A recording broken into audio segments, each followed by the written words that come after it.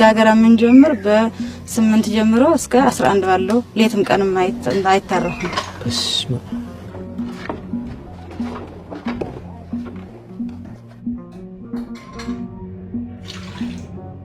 ፈውሳለሁ እንዴ ዳቦ ብዙ ጊዜ እኮ ለመድኃኒትነት ነው የሚጠቀሙት። በቁጥር ነው ዳቦ የሚሸጠው እንጂ ሰው እንደፈለገ ያገኙ።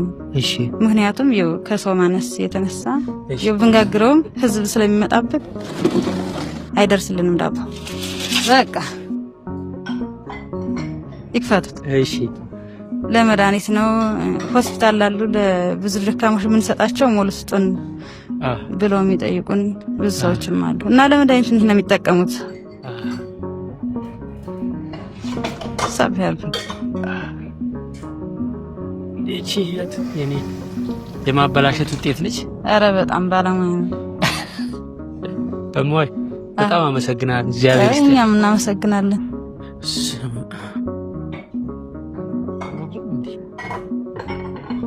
ይደንቀን አባ አቤት የሚገርም ነገር ነው ያየሁት። አዎ ደስ ይላል። አረ በጣም ይደንቃል። እግሬን መጀመሪያ አይችልም ነበረ። አሁን በ5 ቀን ሄድን ያለው። ሌላ ደግሞ የሚበልጥ ነገር ላሳይ። በእውነት አምላክ ተመስገን የኔ ጌታ ይቺው ነች አቅሜ ለስጦታ። ተግባር ቤት እንለዋለን። ደብ የሚቀጠርበት ቦታ ነው። ሌላ ተሻማንተ ያቅሜን ይኸው አመሰግ ህብረተሰቡ እየሰፋ መንደር እየመነደረ እየመጣ ወደ ገዳሙ አካባቢ ቀረበ። ከዛም በኋላ መነኩሴው ስለጠፋ የደርግ መንግስት ለገብሬው መሬቱን በሙሉ አካባቢ መራው። አንድ መነኩሴ ተነስቼ ገዳም ላድርግ ቢልም አይችልም። ሎሚ የለም፣ ቡና የለም፣ የሚጠቀሙ በበሬ ነው። እሺ ማንም ተከፋፍለውታል።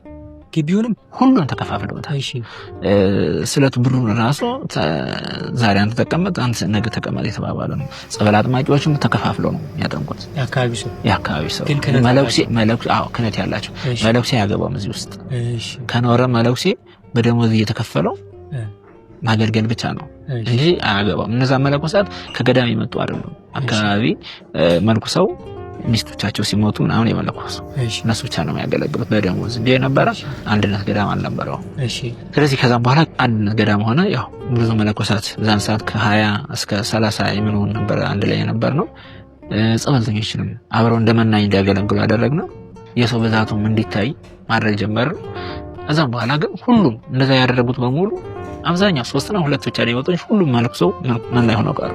ከዛም በኋላ እግዚአብሔር ይመስገን ከዛን ሰዓት ጀምሮ ቀስ በቀስ አሁን ከ200 እስከ 300 መነኮሳት ይኖርበታል። በየገዳማቱ በየበረሃው ውስጥ ስለተሰደዱት ፍቅርህን በመህብረት በጣም ከበረቻለ ይላልኩት ነው። አጥንት ውስጥ ነው የፈለሰልኩት ነው ይሄ ወጥቶ ነው በዚህ በኩል አጥንቱ ተሸርፎ ክርስቲያኑ ክብራችን የመጣው በ5 ዓመት ኃይለ ሥላሴ የወረዱ እዚህ ያሉ ወዲኛው እንጂ ታመው ነው የመጡ ወይስ ከወላጆች ጋር ነው የመጡ?